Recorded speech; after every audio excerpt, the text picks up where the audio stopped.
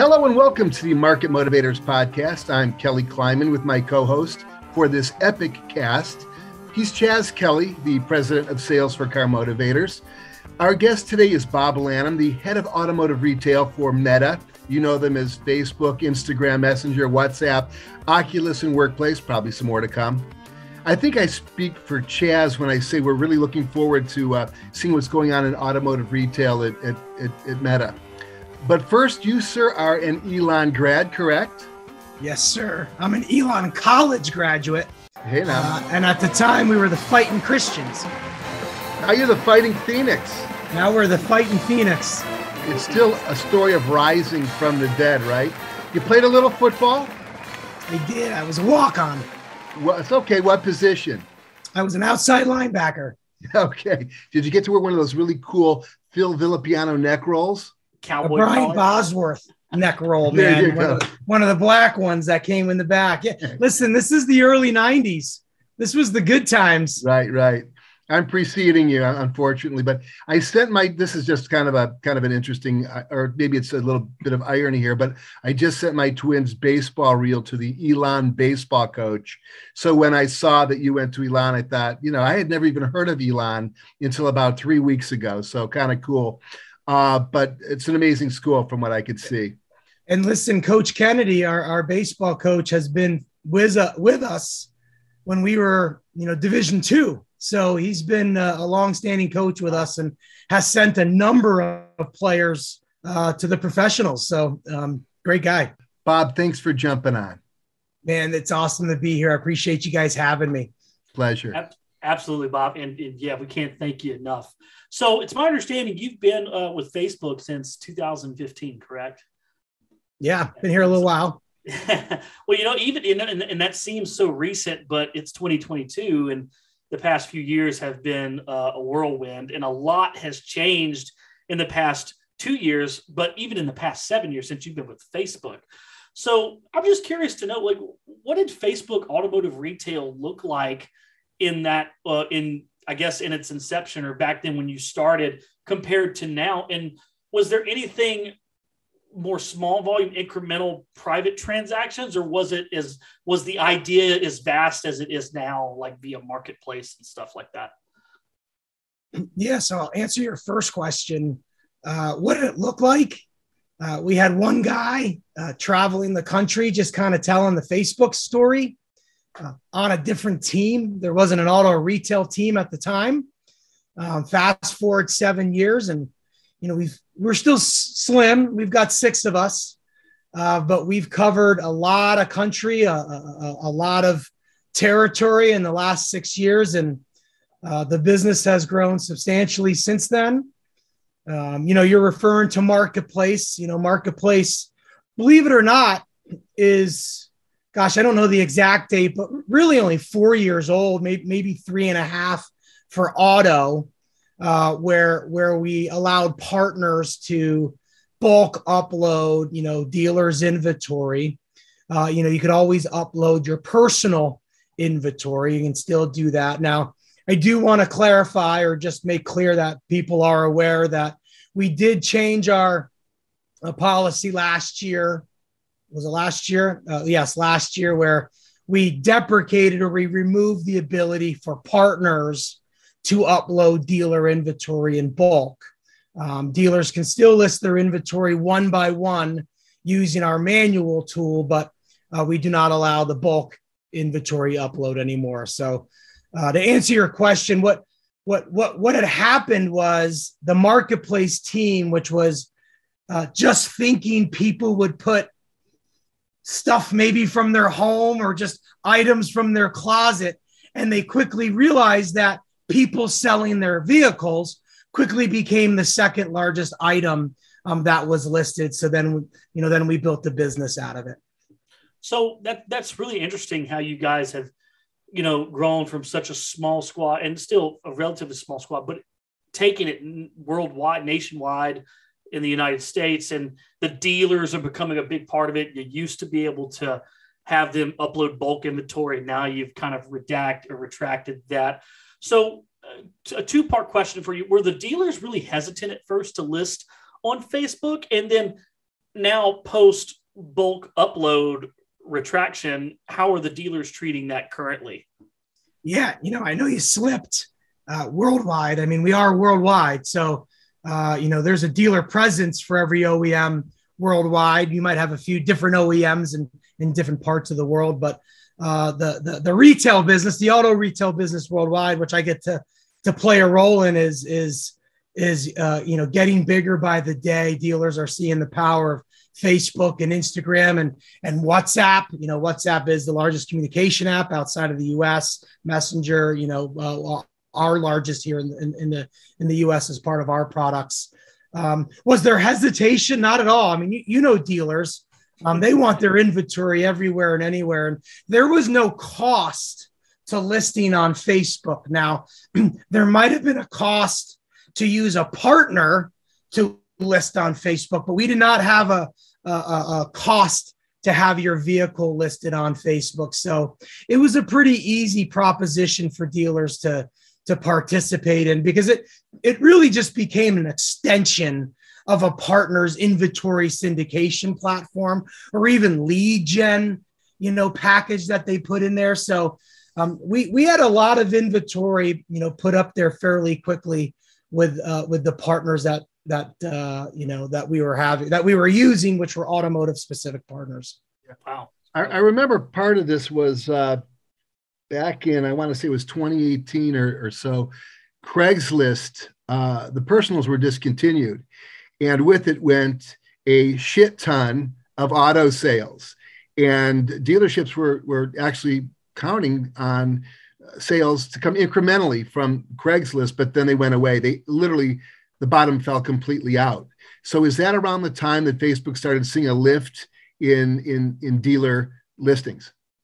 Maybe. I don't have that exact time of when Craigslist went down and Marketplace went up.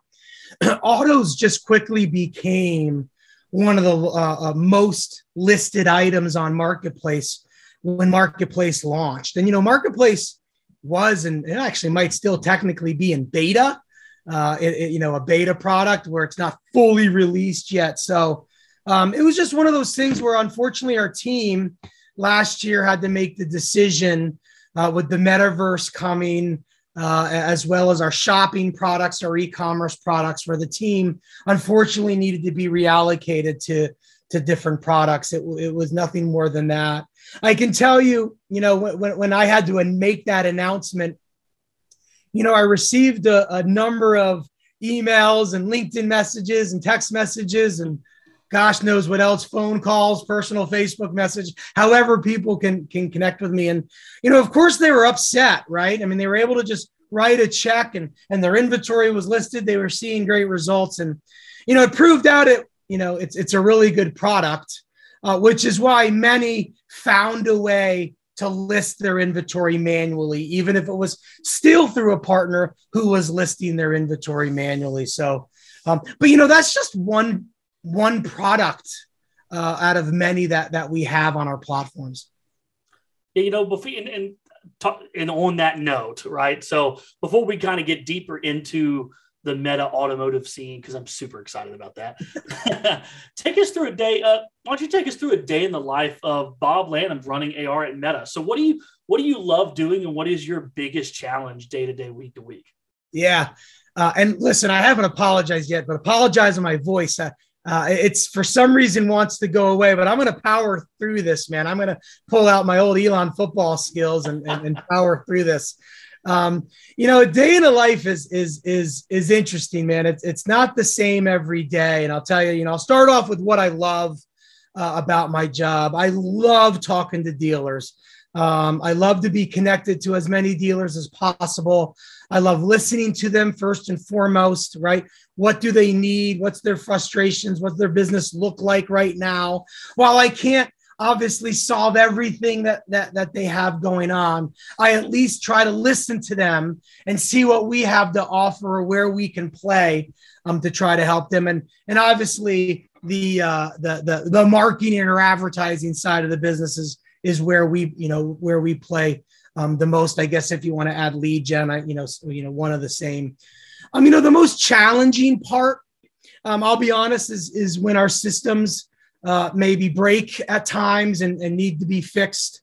We're a very big business. We've got, millions and millions and millions and millions and millions of clients that are actively using our platforms on a daily basis. So, sometimes, like many businesses and many products out there, our platform might break or might be challenged at the moment. And I will hear from it, but I don't hear from it by one or two dealers. I have to hear it by scale, right? I get to hear it at scale. So, but outside of that, we're working with our product teams. We've got sales teams out there covering dealer groups and agencies. We work with the OEMs and their co-op programs. So they've got agencies tied to their co-op programs. So, at the end of the day, it all comes down to their advertising and marketing, which, as many know, is their second or third largest expenditure at the dealership. So it's making sure they're maximizing that spend, and then more importantly, maximizing that spend with us. Wow. Well, let me ask you a question regarding advantages to listing inventory on Facebook as opposed to Auto Trader, Car Gurus, Cars.com. It is a social platform.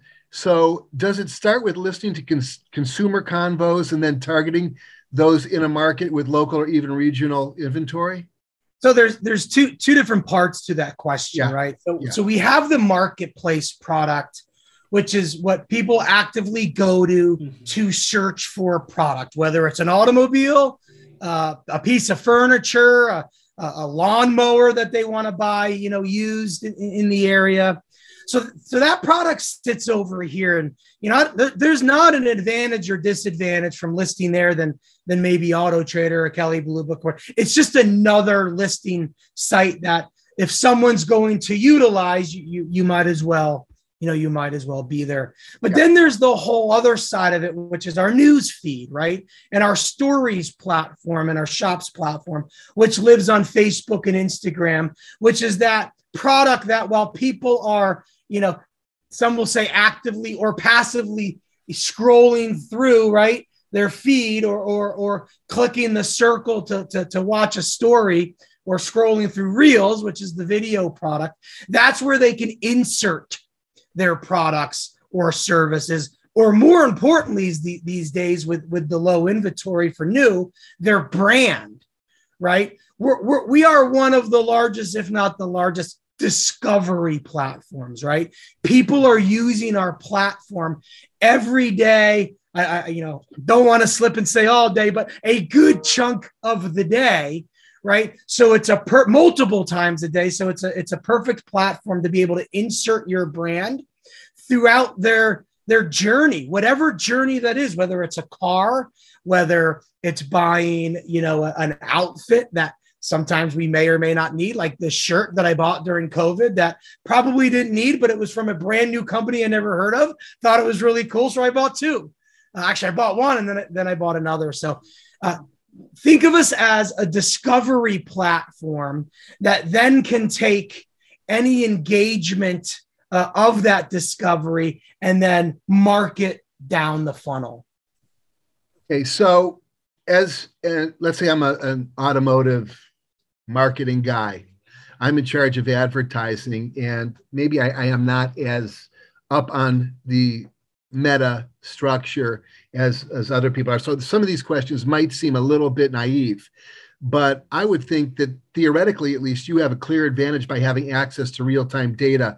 Auto Trader, Cars.com, Car Gurus, they do not have that advantage. And what I mean by is, and the question is, are you allowed to feed dealer-generated in-market consumer ads based on social listening, or has that been cut off at the knees by regulation or some internal policy? In other words, I hear someone talking about wanting to buy a Jeep, and now, boom, I'm getting Jeep ads. Because there have been people on Facebook before, and I use Facebook as an example more than some of the other platforms that you have, that have experienced that, where they were just talking in the room about a specific kind of vehicle or product, and suddenly it shows up in their newsfeed, which I love as an advertiser, by the way. If that's going on, it's a great thing. So our CEO, Mark Zuckerberg, diffused that in front of us a couple of years ago.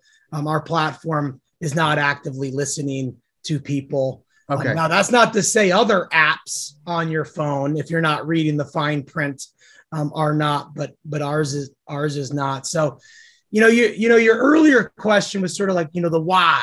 Like, why do I want to consider marketing on Facebook and Instagram's platform? And first and foremost, when you think about media or why you advertise or spend money anywhere, whether it's TV or print or the local billboard on that sits on a highway toward your dealership, there really should be two trains of thoughts at the very top level, at the highest level, right? Is A, how many people can I reach? Right? Like how many eyeballs will my ad get in front of? And then in that same context, at how much, right? Because obviously, the cost to the value has to play a role. Then secondly is, well, okay, a lot of eyeballs, but how is my ad going to be displayed? Which is what we call the ad format, which is something that's not looked at often because we always tend to go towards the data or the audience, right? Mm-hmm. If I walked in and said, man, I could reach every human being on a Tuesday that's going to walk into a dealership Wednesday morning, are you interested in buying? We'd all say yes. But if I told you it's a text ad in the bottom right-hand corner buried and no one will see it, like it's a wasted ad, right? So, one of my biggest passions points is, and look, I work for, one of, if not the largest media platform in the world. I mean, I have 61 million people on our platform every month here in the US, right? 176 million a day. Like, I've got the people. I also have the ad format because as you're scrolling, you're the only ad on the screen. You're the only ad actually within, I think, 6 or 7 different pieces of content. So I guess what I'm trying to say is, the data and the targeting is definitely a key aspect, but it also has to be married with, how many people can I reach? And then more importantly, what does that ad format look like? One of the best presentations I was ever in wasn't my presentation. It was it was an OEM CMO, and it doesn't matter who it was. And they were presenting to their dealers just like, hey, understand sort of consumer behavior. And they were going over a heat map. This was years ago of a website, right? They were just going over a website. It was like a news site. And of course there's banners everywhere. But the studies show that 70% of people that are looking at this, they don't even know the ads are there because we're just so accustomed to ads blinking at us that we shut it off. So my point is, I try to focus on, hey, the value proposition that we all listen. I'll have more people in any given market, zip code, region, DMA, state, United States, country. Like I'll have the most. But my ad format is really, really powerful. And when you use us in a full funnel strategy, right? Not lead gen only, right? Because that's not how consumer behavior works. But if you use us from discovery down to lead, we call that a full funnel strategy. You're going to see the best impact and the greatest results. One second, Chaz, real quick. Thanks for that answer, Bob. From a dealership standpoint, because we have a lot of dealers who actually watch this podcast. We have over 20,000 followers now. Hopefully we'll get a lot of people. We're going to boost this. This is going to be an interesting result that we get with the podcast. Let's talk about something like cost per acquisition. I've run some really big Facebook campaigns. One of them, I had a $79,000 a month budget, which was pretty good. And we're obviously really concerned with cost per acquisition. On average, what can a dealer expect? I honestly couldn't tell you because you have to understand, like, people use us differently, or at least execute, which is the most important aspect, sure, differently, right? Sure. So, you'll have a dealer. I mean, especially today, dealers have really realized the importance of their brand. We're going to be launching a dealer loyalty study, which also has a brand loyalty study. And listen, dealer loyalty is still at an all-time low, right? So for every car they sell, they might not get that person back. Yeah. So they've learned, and like price is not an issue right now. Like there are no cars, especially as we talk about new and used, are at the highest premium they've ever been. right? So we're not selling price. If you're selling price, you're actually just negotiating with yourself, trying to not make as much money. So then what becomes the differentiator? Right? Well, it's the buying process. It's the experience. And all the data shows, like, this is what's going to be coming out here in the next year or two. I mean, I've been talking about it for 2 years, but it's finally going to start to come out that consumers in the auto business now care more about the experience than the price. And in fact, price ranks 7th in our study on what the customer service was number one. And, inside and outside of auto retail, if you do research on that, you'll see that, yeah, people are willing to pay a premium for customer service, for the experience. But in our world, and listen, I sold cars in the 90s, and I was in store.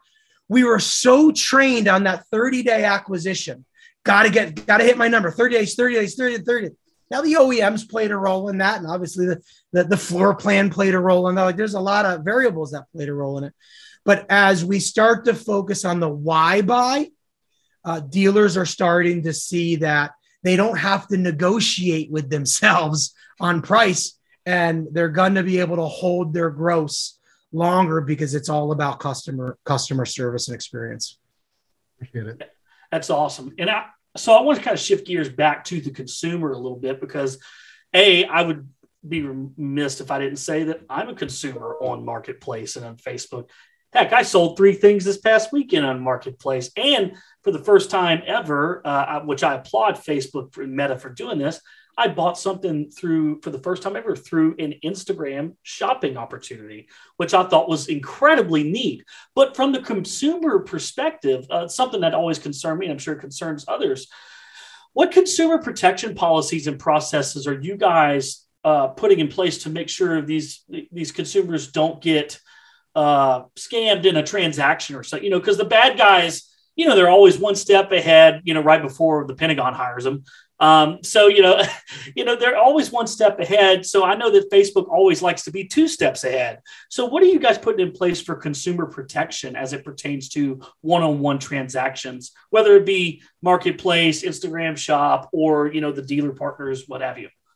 Yeah. And remember, most of the transactions are transacted on a different platform, not necessarily our checkout center, right? And if it's our checkout center, it's connected. So listen, guys, we have buildings and buildings. I mean, we are the most conservative of in my opinion, of any of the platforms out there on data. Look, like when we were the first to get sued on what was called the Housing, Employment, and Credit, we called it HEC, right? Where an organization came to us and said, hey, because you allow geographical targeting, right? And because people are putting a payment in their ads, we deem that discriminatory, right? So we were the first platform back in, I think, 2019, maybe 2020, that said, hey, you no longer can target by age, gender, and zip code if you are targeting anything related to real estate, housing,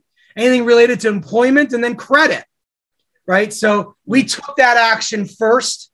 We took a beating, right? Because in that time, auto, especially, it's all about the payment at that time.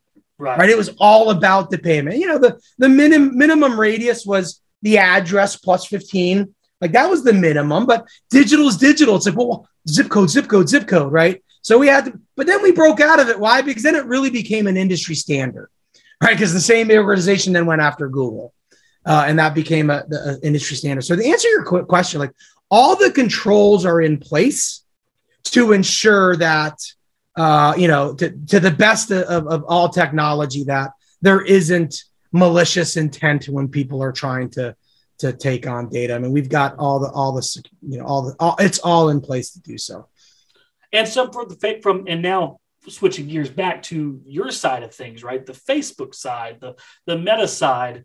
To clarify for dealers and other, consumers out there that use your products and services, how do you guys monetize your platform? Is it all car ads and listing costs, link clicks, or what kind of inventory? So do you mind enlightening us a little bit, peeking back the curtain a little bit on that? I mean, it's in our earnings call. 98% of Facebook's revenue comes from, or Meta's revenue comes from advertising. So, Meta's revenue is advertising, for predominantly advertising. So how do people buy advertising, right? There's they go into our system, they put a dollar amount that they're willing to do. There's multiple ways to execute. You can do a lot of reach campaigns. You can do conversion campaigns. You can do traffic campaigns in the middle. We charge by a CPM, right? A cost per thousand. We're not a cost per click platform. So I hope that answers your question, but it's pretty straightforward. It's a media buy. Yeah, no, I get it. Of course. Yeah, I get it. Well, so and to follow that up, there's such a huge shortage of inventory, right? So have the dealers gone to more of a branding play, or have they largely used your platform to buy, sell, and resell? Because that's kind of like, all these questions kind of come to a head about this, right? What are the dealers actually doing right now amidst the shortage of inventory? So what are your thoughts on that? Or what's going on in your world? Yeah, the smart ones have switched the branding. They haven't pulled back their advertising, right? In fact, many have doubled down. Let me give you an example, right? A lot of them have a buying process, or an online buying process, or online and offline buying process, or some sort of hybrid, right? And they've never told anybody that, because it was always, well, you got to come into the store in order to get that deal, right? So now, as the big dealer groups are coming out with their national online play, like driveway.com and ClickLane and all these services, these other dealers are saying, well, heck, it's about the experience. We need to market our experience. So they're starting to talk more about their brand, but the public didn't know dealers will buy a car without having to sell a car to that person that is selling the car to the dealer. So there's a lot of we'll buy your car advertising, just basic brand advertising that says, hey, we use the word trade in, which is probably the wrong term today, because you're not trading in a car to then take one out. What's to be traded? There's no trade there, right? It's simply you're purchasing my car. There's simply a transaction. So you've got that. We've seen fixed ops, not for every dealer, because not every dealer has full staff of technicians. In fact, I was talking to a dealer yesterday, and she said, yeah, we're running 3 shifts. I'm like, do you know how many dealers would die to be able to run 3 shifts, right? In your fixed ops department? They would be like, just give me 3 of those people, like, to be able to put in my store. So, but those that can, fixed ops is really important. VIN advertising hasn't, gone away. Used cars are very, very profitable these days, right? And dealers are acquiring used cars as fast as they can. So that advertising is still there. Remember, we have the ability to marry a database. So you take the dealer's CRM or their DMS data, right? The people data. They can marry that with profile data. Now, to answer your question earlier, nobody sees each other's data. It's what's called hashed, which is a more sophisticated way of encryption. So you don't even know what the data means, but dealers can upload sold not service lists and equity mining lists, and all these lists, they can load them up into Facebook, do the match, and create very, very specific targeting against specific. So, just think direct mail and email blasts. We can do the same thing, if not better. So what I've been really excited to see is just dealers using our platform beyond lead gen, right? The lowest hanging fruit. They've started to realize this is the discovery platform. It reaches a lot of people. I have to meet and greet them first, or I have to sell them first why they should even consider my store, because we're at a pre-order stage and there's 17 same brand stores around me. Is there a difference now if I go to that one versus that one? I'm pre-ordering the car anyway.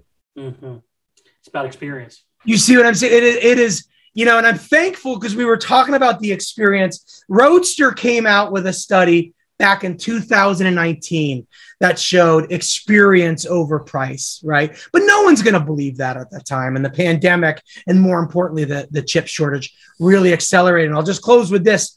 with our dealer loyalty study, you can clearly see by generation what they value. So boomers still value price. Why? Well, that's all we've trained them to understand on how to buy a car, because that's all the marketing we've ever. As you go down to millennials, right, and everybody skips my generation, Gen Z, because I guess we're too quiet and too silent. But you skip Gen Z, right, and we split between boomers and millennials. Millennials are more loyal about the experience. You get the Gen Z. That's all they care about, right? All they care about, how easy is it to buy? Right. I don't have time for trouble. So when you start to look at this data generational, it gets really fascinating. Yeah, it's incredible. Well, I'm a fan of Facebook advertising. It's hyper local. There's a lot you could do with it from a branding standpoint. There is none other.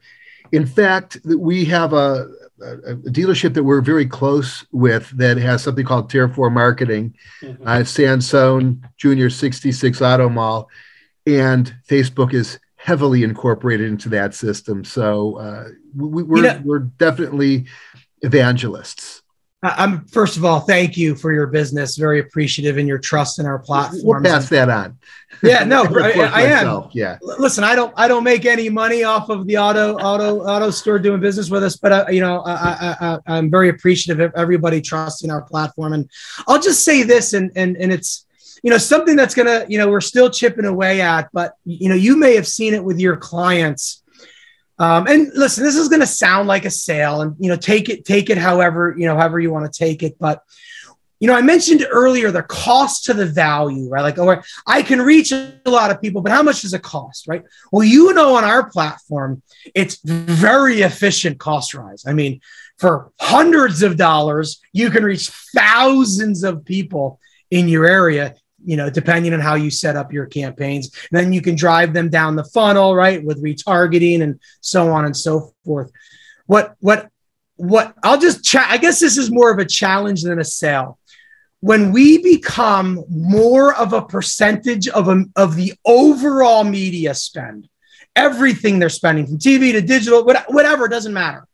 When we become upwards to 40 or 50%, we're able to remove, not spend anywhere between 30 and 50% of media, because we can replace what other media is doing at a fraction of the cost. So I'm constantly telling dealers, like, oh, well, what are you doing? Well, I can do that same thing, but for a fraction of the cost. Never thought of it that way. You should think of it that way. So thank you for saying that. And I'll just challenge the group. I'm telling you, when we become a higher percentage of your overall media plan, and when you execute us in a full funnel structure, you can save anywhere between 20 and 50% of your overall media spend. Hey, I've got too many case studies on that. I'd like to get a hold of some of those as well. But listen, Bob, you're a heck of a guy. Fight on, Phoenix. Thank you. Or the Phoenix. Well, thank you for joining us. Really appreciate it. No, man, awesome to be here. And I feel like my voice just got warmed up too. Let's keep going. you were going full John Belushi in Animal House there. I was ready to run out in a toga and go meta, right? Listen, I get Farley all the time, especially when I'm wearing a jacket on stage all the time. Yeah. Oh my God. But you're not as big a guy, and your suit's is not so small. Not a little coat. Big guy, little jacket. Anyway, a pleasure having you on board. That's it for now. I'm Kelly. He's Chaz. Thanks for listening to the Market Motivators podcast. Chaz, tell us about your new podcast. What's it called? It's called What's the Deal? And it's going to be targeting it, whether it be automotive, advertising, whatever business or whatever area it goes. It's all about hammering in on what's the deal with certain topics in the industry. So every podcast episode will have a certain topic that we're covering with what's the deal with automotive sales, what's the deal with advertising and the pandemic, et cetera, et cetera. It's going to be really interesting. I think we're going to have some great guests, so I'm excited for its launch. He ad-libbed that. He didn't know I was going to ask him that question. Again, Bob, thank you so much. Coming soon. Have a great day, everybody. Take care, Bob.